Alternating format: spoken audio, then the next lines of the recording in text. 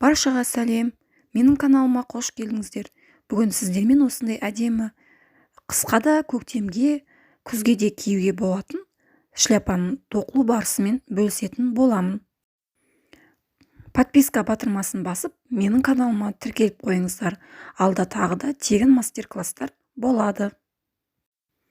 Ал сізге сәттілік. Ең алдымен сіздерге мен жіптерді таныстырып өтейін. Менің шляпамды тоқитын жіптің аты Нако. Осындай Нако Арктик деп жазылып тұрады. Одан кейін құрамына келсек 20% жүн, қалған 80% акрил. Мен тырнағыма көңіл бөлмеңіздер, өтініш кішкене ыңғайсыздау болып тұр өзіме де. 20% жүн, 80% акрил. Нако немесе Ализенің де жіптермен тоқуға болады. Сосын мен мынандайда жіппен тоқыдым. Бұл жерде акрил, бұл да тоже 100%. Ал метріне келсек 338 метр. Үлкен жіп болатын 338 метр. Бұлдай жіпті, акрил жіпті біз 2 қабат етіп тоқимыз. Граммы 198 грамм екен. Производитель Түркия елінікі, 100% акрил. Бұны біз кішкене қалыңдау, қаттылау болып келеді. 2 қабат етіп тоқуымыз қажет болады шляпаны тоқу үшін. Осындай. Мына производителі жазып қойыпты, Түркия елінікі. 1300 теңгеге алған болатын. Сырты осылай тұрады. Енді сіздер жіп алған жерде әртүрлі болады ғой, жіптерінің де жаңағы нелер сырты. Мен міне осындай бітіп қараған кезімде кішкене қолға ұстағанда қалыңдау, кішкене бұл қаттылау болады. Ондай менде тоқуға болады, бірақ біз оны 2 қабат етіп тоқимыз.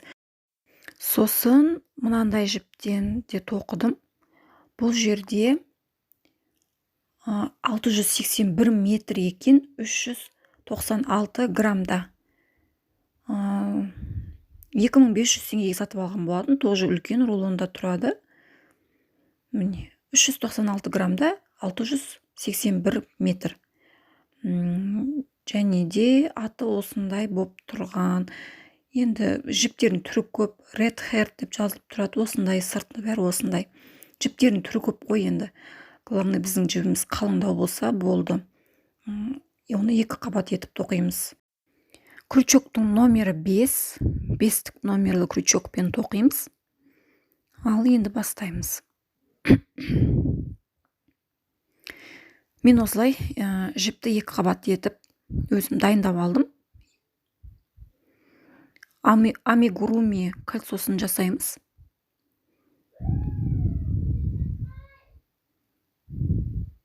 Осылай саусағымызға алып келіп, осылай домалатып аламыз да, крючогымызды алып, осы домалақшамызға, шеңберімізге тоқимыз. Крючокпен жіпті іліп алып, сыртқа шығарамын. Сосын бір іліп аламын.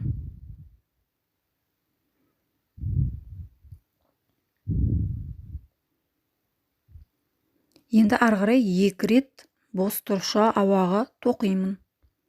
Сосын крючокты айналдырып, жіпке іліп алып, накет. Кольцоның ішіне кіріп алып, тағы да шығарамын. Крючокта 3 жіп болады. Полстолбик тоқимын. Полстолбиктер тоқимыз. Крючокқа іліп алам, накет іліп алам. 3 жіп болады крючокта.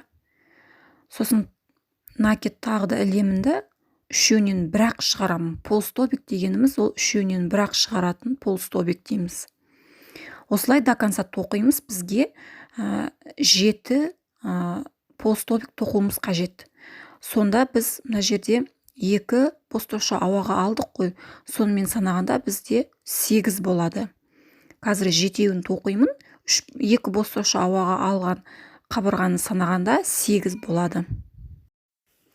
Мұны мен санадым. Менде 8 қабырға болды. 2 бос тұрша ауаға алған қабырғамен бірге есептегенде 8 қабырға болды. Енді мынау жібімізді осылай тартамыз. Сонда біздің кольцомыз жиналады. Енді ары қарай біз бұл жерде жалғастырушы петля арқылы қатарды аяқтап солай істеуші едік қой. Бұл жерде шляпаны тоқығанда ондай жалғастырушы петля деген болмайды. Енді біз бағана 2 бос-тош ауаға алған жеріміз бар ғой. Соның косичкасына, екінші косичкасына мынаған емес, мынау осы жерге тоқимыз. Жаңағы 2 бос-тош ауаға тоқыдық, соның екінші косичкасы бар ғой. Соның косичкасына тоқимыз. Одан кейінгі қабырғаға емес, соның жаңағы ауаға тоқыған қабырғаның косичкасына тоқимыз. Міне, мынаған әкеліп тоқимын. Бұл жерге тоже полстолбик тоқимын. Барлығы полстолбикпен болады бізде. Жалғастырушы петля деген жоқ бұл жерде. Полстолбикпен тоқыдым. Сосын міндетті түрде маркермен осылай белгілеп қойыңыздар. Енді қазір қайтадан сол жаңағы неге кіреміз? Петляға кіремін. Екінші столбигімді тоқимын. Міне, екіншісін тоқыдым. Енді қараңыздар, бұл шляпаны тоқығанда біз петлялардан алып тоқымаймыз. Накидтен алып тоқимыз. Мына бізден қазір петлямыз, біздің косичкаларымыз. Ол көрініп тұрады. Екі жаққа қайырылып, косичкаларымыз әдемі болып көрініп тұрады. Осы косичка, біз бұлардан алып тоқымаймыз. Артқы, алдыңғы қабырғасы деп олай тоқымаймыз косичкаларын. Біз тоқимыз, оның арт жағындағы накидтен тоқимыз. Қазір міне көрсетемін. Мына бізде екі жаққа қарай қайырылып тұрған жері көрініп тұр. Мына косичкаларымыз. Біз бұлардан алып тоқымаймыз.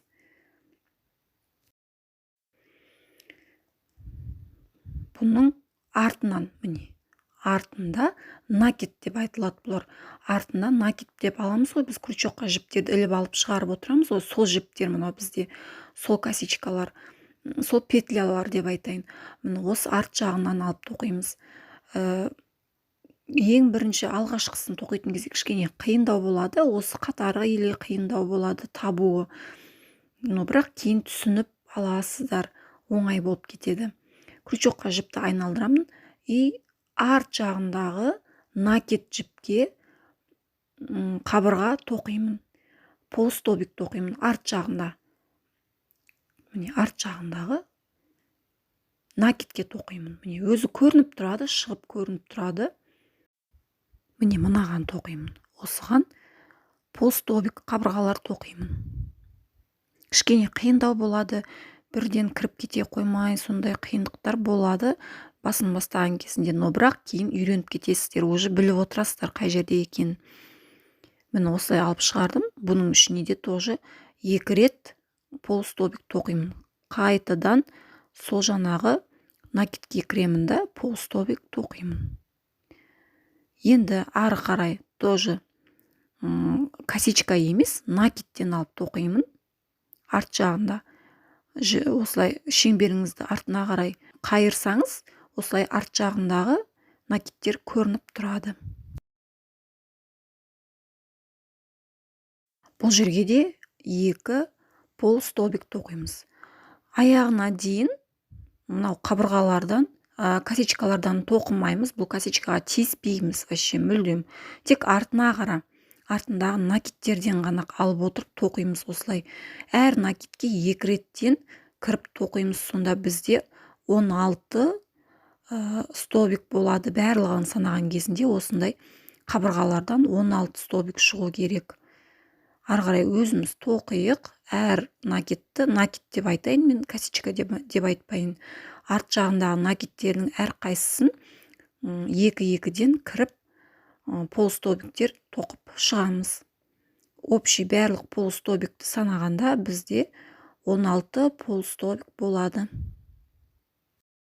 Міне мен аяқтап қалдым. Қазір жерде бір накид қалды. Сол жерге 2 полстолбик қабырғасын тоқимын.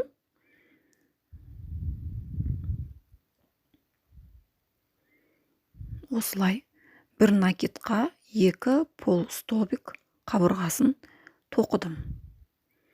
Енді ары қарай біз санаймыз.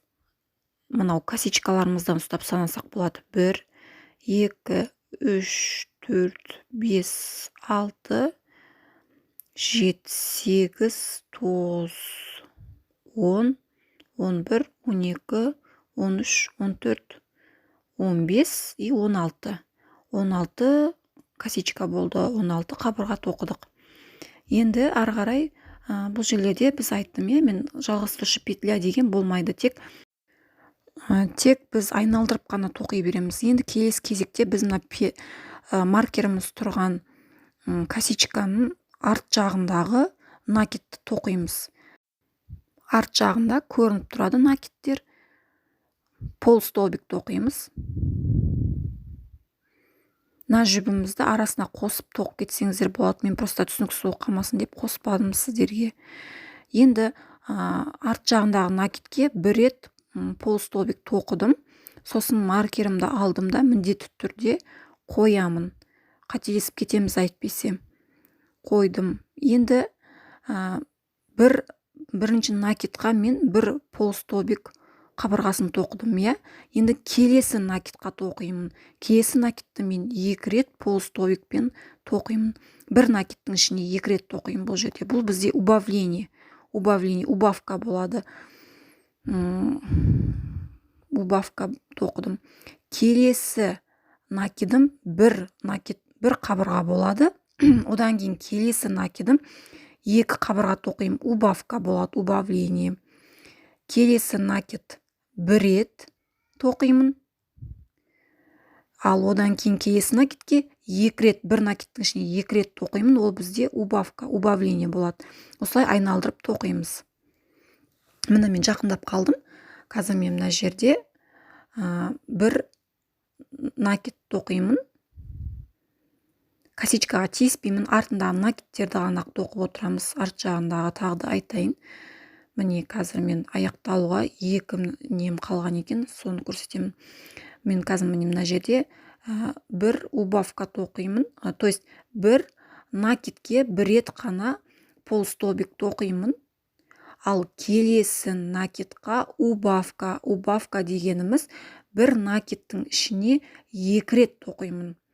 Міне біріншісін тоқыдым, полустолбик. И екінші полустолбик сол накидке кірдім. Міне осылай біз аяқтадық. Енді санаймыз. 16 болды алдыңғы қатарда, енді бұл қатарда 16 плюс 8 деп есептейсіздер. Өйткені ең алдыңғы бірінші бас жағында алғанымыз 8 қабырға болған, сол үшін 8 қабырғадан қосып отырасыздар. Міне мен осылай санаймын. 16-ға келдім. 16-дан ары қарай санағанда менде 8 мына жерде плюс 8 болады. 1, 2, 3, 4, 5, 6, 7, мына жағында 8. Сонда 8 ары қарай санағанда бізде барлығы 24 қабырға шықты.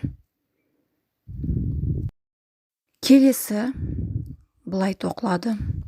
Тоже жаңағындай накидтерден ғана қалып тоқимыз бұл шляпада. Ешқандай косичкалардан тоқымаймыз. Сосын полустолбиктермен ғана тоқимыз. С накидом, без накид деген болмайды. Барлығы полустолбикпен и косичкалардан емес, накидтен тоқылады бұл шляпаны. Енді ары қарай мына жерде мен түсіндіріп кетейін, Біз алдыңғы қатарда маркерге 1 дедік, Енді келесі қатарда біз 2-2-ден тоқуымыз қажет болады. Убавкамыздың арасы 2 қабырғадан болады.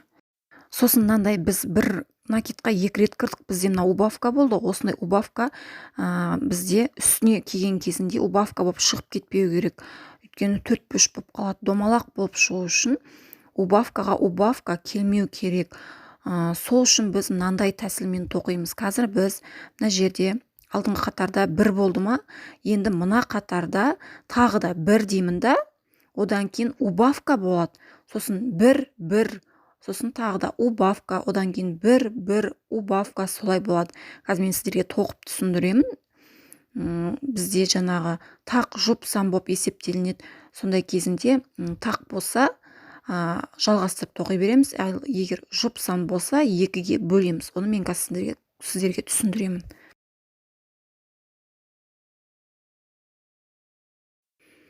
Енді мына жерге бір деп тоқимын. Маркерді аламын, белгілеймін. Маркермен белгілеп отырыңыздар, қателесіп кетесіздер әйтпесе. Келесі менде убавка болады, ол бір накидқа 2 рет тоқимын. Убавление, косичкаға тиіспейміз, арт жағындағы накидті тоқимыз. Убавление, бір накидқа 2 рет полстолбик тоқимын, сонда менде убавка болады. Жібімді крючокқа ілдім, арт жағындағы накидке кірдім, убавка жасаймын. Бір накидқа 2 рет біріншісін кірдім, енді екінші қабырғамды тоқимын, сол накидқа. Сол бір накидқа 2 қабырға тоқып убавка жасадым. Келесісі менде 1 болады. Одан кейін келесі накидқа кіремін, 1 рет тоқимын оны да. Енді тағы да келесі накидқа кіремін, ол жерде убавка болады менде. Бір накидтің ішіне 2 рет кіріп тоқимын, убавление. Мына жақта ең басында бастағанда 1 рет болды, одан кейін убавка болды, бір накидтің ішіне 2 рет кірдім. Одан кейін бір-бірден полстолбик, жаңағы накидке полстолбиктер тоқып шығыптым. Сосын барып менде соңғысы мынау міне убавление болды. Енді тағы да бірінші накид 1 қабырға, екінші накид 1 қабырға, үшінші накид убавление. Убавление ол біз сол накидке 2 рет кіреміз. Үшінші қабырға менде убавление болды, үшінші накидым. Міне. Тағы да бірінші накид 1 қабырға, екінші накид 1 қабырға, үшінші накид убавка. 1 накидқа 2 реттен қабырға тоқимын, сонда менде убавка болды. Осылай айналдырып тоқимыз. Міне мен айналдырып кеп тоқыдым. Менде аяқталады, 1 қабырғамен аяқталынады. Қазір міне мына жерде біреуі қалды, соған мен 1 қабырға тоқимын, сол накидқа 1 қабырға тоқимын. Болды. Енді қараңыздар, мына жақта 1, бағана мына жақта мен маркер қойған жерде 1. Сонда бізде 2 болып кетті, 2, бір-біріне қосқанда 2 болып тұр. Ары қарай уже полстолбик, 1-1-2, 1-1-2 солай кетіп қалады. Алдыңғы қатар мен жаңаға қосқан қатар екеуі 1-1 болып есептеніп кетеді. Сосын ары қарай міне убавка, одан кейін 1-1-ден, одан кейін убавка. Сонда біздің домалағымыз ешқандай 4-3 болмай, бошқа түспей домаланып келеді. Келесі қатарымыз, біз алдыңғы қатарда, қазір мен мына бірінші тоқып алайын, осылай қойып, маркерді қойып алайын. Біз алдыңғы қатарда убавкамыз 2 қабырғадан убавка болып тұрды ғой, енді бұл қатарда біз 3 қабырғадан убавка жасаймыз. Ол дегеніміз, біз бағана алдыңғы қатарда 2 рет бір-бірден тоқыдық та, одан кейін убавление тоқыдық қой. Мына жерлерінде мысалы 2 рет бір-бірден тоқып, одан кейін убавка дедім, сосын тағы да 2 рет 2 накидті бір-бірден тоқып, тағы да убавка дедім. Енді бұл қатарда біз 2 рет емес 3 реттен тоқимыз. 3 рет, сосын барып убавка, 3 рет, одан кейін барып убавка, солай болады. Енді қараңыздар, мен мына бірінші накид тоқыдым, енді келесі накидті тоқимын, біреу. Одан кейін келесі үшінші накид тоқимын, біреу. Бір-бірден 3 накидті бір-бірден тоқып алдым. 1, 2, 3, бір-бірден 3 накид тоқып алдым, әрқайсысын бір-бірден. Келесі менде 4-ші накидым убавление болады. Убавление ол бізде 1 накидтің ішіне 2 реттен тоқимыз. Міне, убавление болды. Келесі тағы да 3 жаңағы нені накидті бір-бірден тоқимыз. Міне екінші накидті бір-бірден тоқыдым. Одан кейін үшінші накидті бір-бірден тоқыдым. Енді менде төртінші накид убавка болады. Убавка ол бізде бір накидтің ішіне екі рет кіріп тоқимыз. Осылай жалғастырып тоқимыз аяғына дейін. Үш накидті бір-бірден тоқисыз да, төртінші накидке убавка. Үш накидті бір-бірден төртінші накидке убавка. Солай тоқисыздар. Міне қараңыздар, тағы бір көрсетіп жіберейін. Міне маркерден ары қарай үш рет бір-бірден қабырға, одан кейін убавка. Үш рет бір-бірден қабырға, одан кейін убавка. Убавка ол бір накидтің ішіне екі рет тоқығанда. Міне мен аяқтауға келіп қалдым. Енді мына жерде менде соңғы накид қалды. Сол жерге мен убавка тоқимын. Бұл қатарда біздің убавкамен аяқталады біздің бұл қатарымыз. Сонда мынау мен үстіңгі жағын убавка болды ғой, үстіңгі жағы мынау. И астында менде мына жерде үш қабырға. Сонда үстіңгі мен астыңғысын қосқанда жалғасып кетеді. Көрдіңіздер ме? Ешқандай бұрышқа кеп тұрған жоқ. Үстіндегі убавка и астындағы үш қабырға. Мына жерде үш қабырға, и одан кейін убавка, и мына жерінде астыңғы жағында үш қабырға, убавка. И үстіндегі мына убавкамен жалғасып кетеді. Үстіп домаланып кете береді үстіңгі жағы да. Енді мына қатарда біздің убавкалар әрбір төрт қабырға сайын болады. Әрбір төрт қабырғадан кейін бесінші қабырғамыз убавка болып отырады.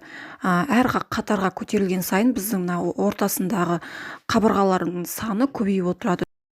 Сосын бізде қазір мына қатарда каждый төрт қабырға сайын убавка болады ғой. Төрт бізде жұпсан, иә. Сол үшін мен қазір мына маркерден кейін екі қабырға тоқимын да, одан кейін барып убавка болады. Одан кейін барып төрт қабырға сайын убавка болып жүріп отырады.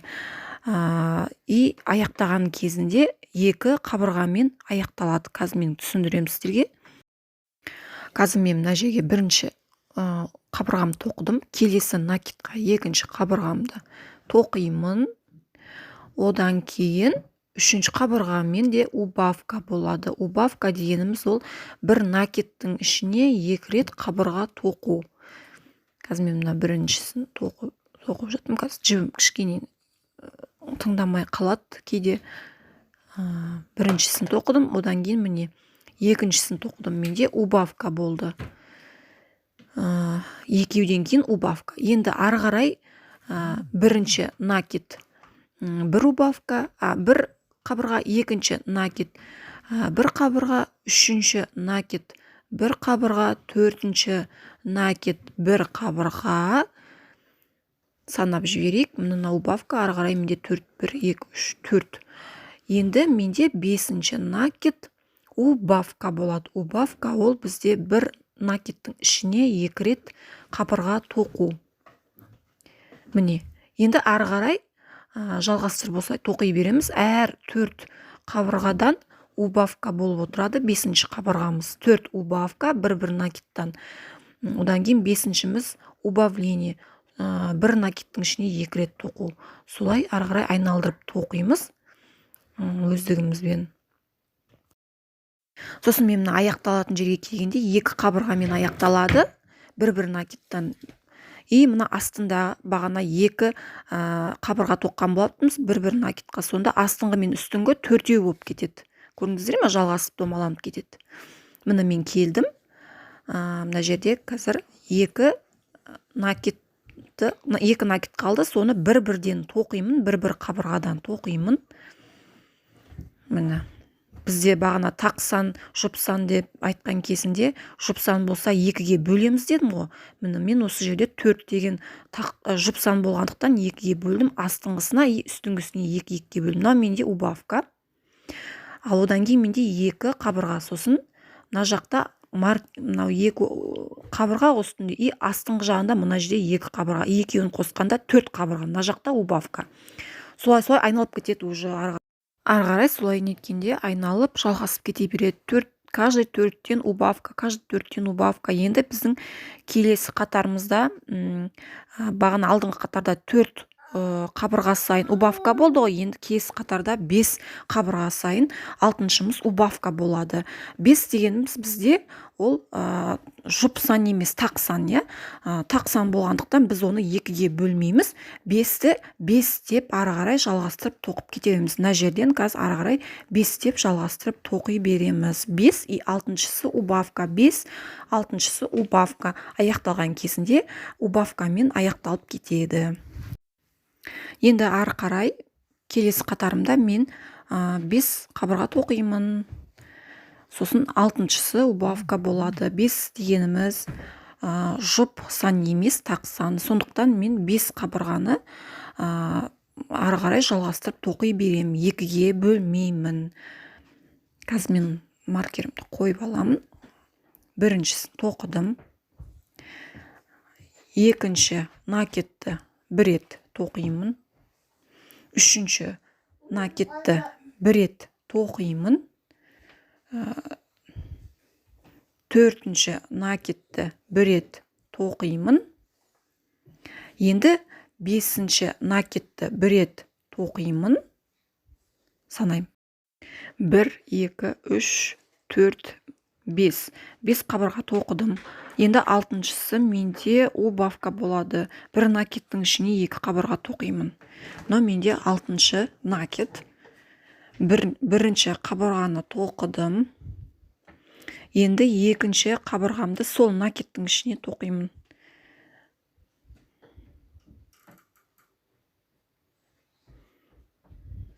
Кішкене жібім таңдамай жатыр.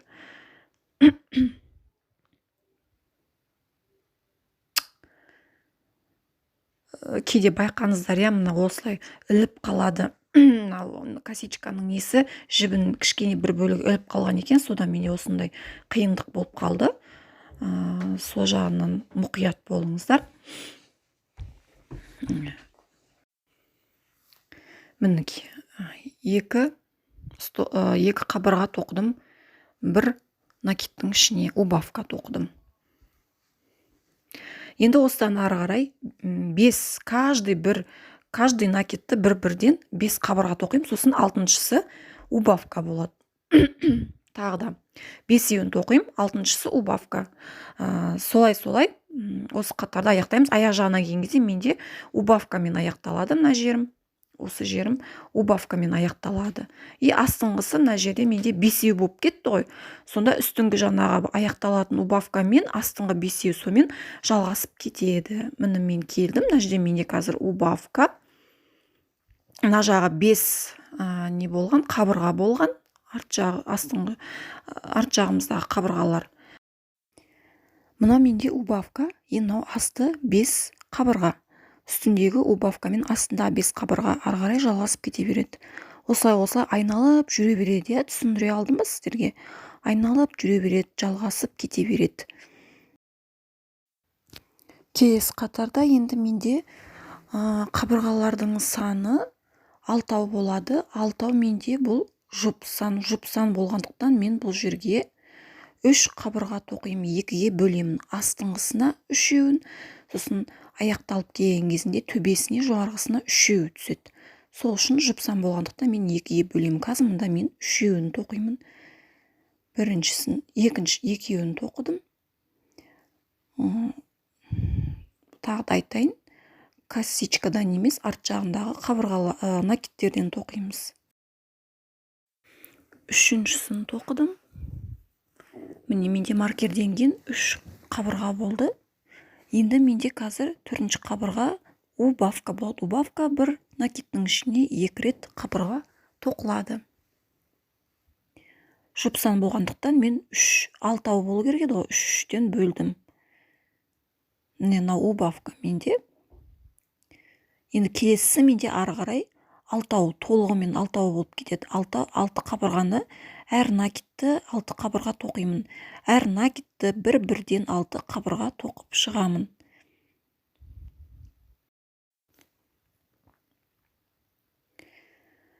Міне мен 6 қабырға тоқыдым, одан кейін 7-шісіне убавка тоқып жатырмын. Міне 7-ші накетім менде убавка болды. 6 қабырғаны бір-бірден тоқыдым арт жақтағы. жетіншісі мына менде убавка. Ары қарай тағы да 6 қабырғаны, 6 накидті бір-бірден 6 қабырға тоқисыз. Жетіншісі убавка, анау сияқты жетінші убавка болады. Тағы да 6 қабырға, жетіншісі убавка, солай тоқисыздар аяғына дейін. Мынау маркерге дейін тоқисыздар солай. Сосын аяқ жағына келген кезде бізде мына жерде 3 қабырға тоқылады бір-бірден. 3 қабырға үстінде. И астында бағана біз бастаған кездегі жер 3 қабырға. И сонда қосылып кетеді, 6 қабырға болып кетеді. Міне мен келдім. Жұпсам болғаннан кейін 6 қабырға асты үсті деп бөлінеді. Мынау қазір менде убавка. Мына жерге мен қазір 3 қабырғаны тоқимын. Әр накидті бір-бірден 3 қабырға тоқимын. Міне, біреуін тоқыдым. Екіншісін тоқыдым. Үшіншісін тоқыдым. Енді қараңыздар, мына жерде менде 3 қабырға болды. Асты 3 қабырға, сонда асты мен үстін қосқанда 6 қабырға. И екеуінің екі жағында убавкадан бар. Осылай айналып жүре береді. Түсіндіңіздер ғой, түсіндіре алдым ба сіздерге? Ешқандай убавканың үстіне убавка түспеу керек. Убавка дегеніміз ол жерде бізде екі жаңағы қабырға тоқылған жер ғой. Оның үстіне тағы да тура сондай қабырға кеп тоқылса, екі қабырға, онда ол бұрыш болып саналып қалады. Енді есептейміз. 56-54 размерге маған керек. Мен жібім 2 қабат болғандықтан мен 17 сантиметрге тоқимын. Ал егер сіздер 2 қабат жіп емес, жаңағы не болса, Ализе немесе Наконың қалың жіптермен тоқитын болсаңыздар, онда сіздер 18 сантиметрге апарасыздар. Мен 17-ге келді. Неге? Өйткені жібім мен 2 қабат болғандықтан қалың болады, сосын бұратылып тоқылуы қиындау болады. Домалақ болып, ішкеге қарай кіріп, тақия сияқты кіруі қиындау болады. Сол үшін мен 17-ге дейін 17 сантиметрге апардым. Енді келесі, сіздер егерде тағы да бір қатар, екі қатар қосам десеңіздер, бағана түсіндіргендей, келесі қатар менде әрбір 8 қабырғадан кейін убавка болады. Сол убавка 8 бізде жұпсан болғандықтан 4-ке бөлеміз. Астына және үстіне 4-ке бөліп екеуін 4-4-тен 2-ге бөліп жібереміз. Аяқталған кезде 4 болып аяқталады, басын бастаған кезде 4 болып басталады. Одан кейін убавка. Одан кейін ары қарай 8-8-ден қабырғалар 9-шы қабырға убавка болып тоқылып кетеді. Солай жоғарғы жағында да үстіне тоқ. Одан кейін тағы да қосатын болсаңыздар 9 болады. Әрбір 9 қабырға сайын сізде убавка болады. Ондай кезінде 9 сізде жұпсан емес, уже тақсан. Оны уже маркерінің басталған жерінен бастап толықтай 9, одан кейін барып 10-шысын убавка, 9, 10-шысын убавка деп тоқып, аяқ жағына келген кезде убавкамен аяқталады. Енді ары қарай біз ешқандай убавка жасамаймыз. Тақиямызды домалақ етіп, тақия сияқты етіп тоқу үшін косичкалардан емес, тағы да айтайын, накидтерден тоқимыз. Ешқандай убавка керек емес, барлық накидті бір-бірден тоқимыз. До конца тоқимыз. Өзіңіздің басыңызға керекті размерге дейін тоқимыз. Осылай тоқып жатқан кезде өзі белгілі болады. Кішкене қайырылып, домалақ болып, тақия сияқты болып тоқылып бастайды. Сол кезге дейін тоқисыздар. Өзіңіздің қасыңызға дейін әкеп тоқисыздар. Осылай айналдырып, қасыңызға дейін, қасқа тигізбей ма, өзіңіздің размеріңізге дейін әкеліп тоқисыздар. Ешқандай убавка тоқымаймыз. Барлығын осындай полстолбикпен накидке. Мінекей мен сіздерге мынау жасыл шапкамды сөгіп жіберіп, сол жерін көрсетіп жатырмын. Мен тоқыдым, бағана айтқан жерден ары қарай.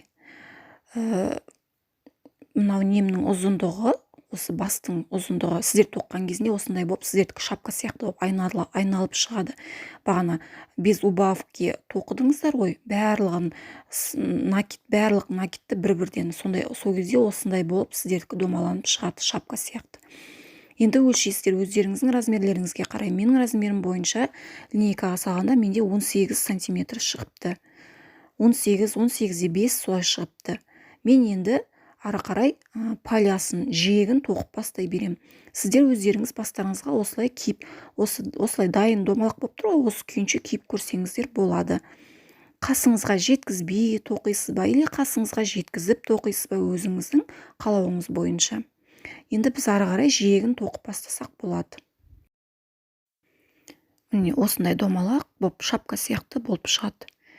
Мен өзім әдейі сөйттім, сіздерге кішкене мастер-класс түсіріп жатқаннан кейін тезірек болсын деп, ақты тоқып отыру біраз уақытты алады ғой, сол үшін дайынымды осылай сөгіп жібердім.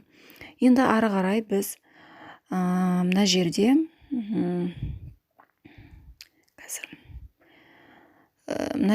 енді қазір тоже косичкадан емес, арт жағында накидтерден алып тоқимыз. Мен айттым, бұл шляпаны тоқығанда ешқандай косичкаға тиіспейміз, барлығын накидке алып тоқимыз, накидтің өзінен тоқимыз. Енді мен мына жерде қазір біреуін тоқимын. Бұл жерде, бұл қатарда біз үшеуін тоқимыз. Үшеу тоқимыз, одан кейін төртіншісі убавка болады бізде. Мынау біріншісі, екіншісі, сосын үшінші накид. Бір-бірден тоқимыз. Үшінші накидті тоқимын қазір. Бір-бірден үш накидті тоқыдым. Енді төртіншісі менде, мынау маркерімізді қойып отырайық, мен ұмытып кетіппін. Сіздер де қойып отырыңыздар, қателесіп кетесіздер әйтпесе. Үшіншісі менде мына жерден болды. Осылай бүйтіп алып санағанда міне үшеу. Үш қабырға тоқыдым. Накидке бір-бірден. Төртінші қабырғам менде убавка болады. Убавка ол бізде бір накидтің ішіне екі қабырға тоқу. Біріншісін тоқыдым, енді екіншісін тоқыдым. Әрі қарай тағы да үш қабырға тоқимын, сосын төртіншісі убавка болады. Тағы да үш қабырға, төртіншісі убавка. Осылай тоқимыз.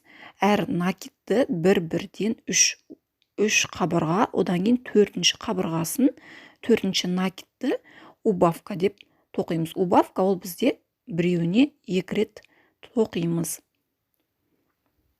Қазір менде мына жерде убавка болды. Міне осылай ары қарай жалғастырып тоқи бересіздер. Үш қабырға, одан кейін төртіншісі убавка. Үш қабырға, одан кейін төртіншісі убавка. Осылай жалғастырып тоқисыздар. Мына менде убавка. Мына жақта үш қабырға тоқыдым. 1, 2, 3. Мынау убавка, төртіншісі. 1, 2, 3. Төртіншісі убавка. Осылай ары қарай сіздер де жалғастырып тоқисыздар. Аяғына дейін, мынау маркерге дейін үш қабырға, төртіншісі убавка. Үш қабырға, төртіншісі убавка. Бір-бірден мынау маркерге дейін тоқимыз, айналдырып алып кеп. Міне мен аяқтадым. Менде убавкамен аяқталды. Бір накидтің ішіне екі рет қабырға тоқыдым. Сондай убавкамен аяқталды. Ендігі қатарымыз былай тоқылады. Мұнда мен қазір біреуін бір қабырға тоқимын бір накидқа. Одан кейін келесі накидті убавка тоқимын. Екеуін тоқимын. Бір накидтің ішіне екі рет кіріп тоқимын.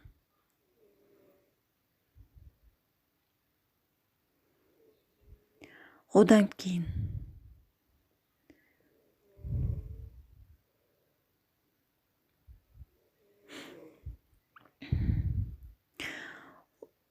бір қабырға, одан кейін екінші қабырға менде убавка болды. Міне, бір қабырға, одан кейін убавка болды. Енді ары қарай 4 қабырға тоқимын. Бірінші накидқа бір қабырға, екінші накидқа бір қабырға, үшінші накидқа бір қабырға. Бір қарап тексеріп жіберейік. Қателеспеңіздер, қарап тексеріп отырыңыздар осылай тез-тезден, басынан бастап тоқыған кезінде. Біреуі дұрыс болмаса, уже сіздердің нелеріңіз дұрыс болмай қалады. Бір бұрышына түсіп қалса болмайды. міне төртіншісін тоқыдым. И бесіншісі менде убавка болады. Міне бір накидтің ішіне 2 рет кіріп убавка тоқыдым. Астында менде убавка жоқ. Көрдіңіздер ме? Астында менде бағана 3 қабырға тоқыдық қой, соның екінші қабырғасына келді. Астын қараған кезінде астын қарап отырыңыздар, астына мынандай убавка түсіп қалмасын. Біз бағана алдыңғы қатарда 3 қабырға, төртіншісін убавка дедік қой, сол 3 қабырғаның ортасына, екінші қабырғасына келіп түсті. Ал убавка мына жағында жатыр. Міне осылай қарап отырыңыздар. Егер де осы мен айтқаным бойынша тоқсаңыздар, бәрі тура келеді.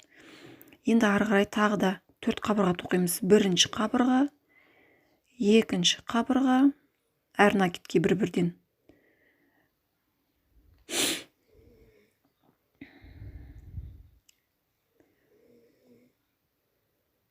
Үшінші қабырға и төртінші қабырға.